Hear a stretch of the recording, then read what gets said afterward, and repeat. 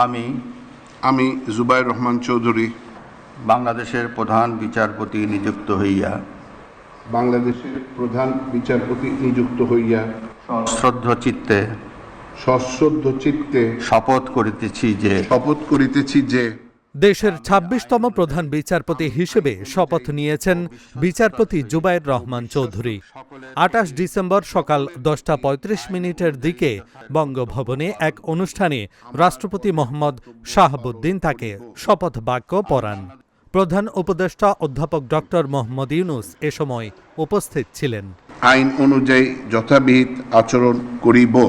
২৩ December রাষ্ট্রপতির আদেশক্রমে বিচারপতি জুবায়ের রহমান চৌধুরীকে প্রধান বিচারপতি হিসেবে নিয়োগ দিয়ে প্রজ্ঞাপন জারি করে আইন মন্ত্রণালয়।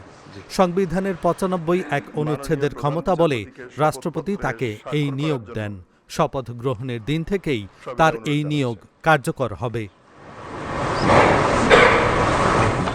এদিকে বিদায়ী প্রধান বিচারপতি সৈয়দ রেফাত আহমেদ ২৭ ডিসেম্বর অবসরে গেছেন। এদিন তার চাকরির মেয়াদ ৬৭ বছর পূর্ণ হয়। নবনিযুক্ত প্রধান বিচারপতি জুবায়ের রহমান চৌধুরী আইন পেশায় দীর্ঘ অভিজ্ঞতা সম্পন্ন।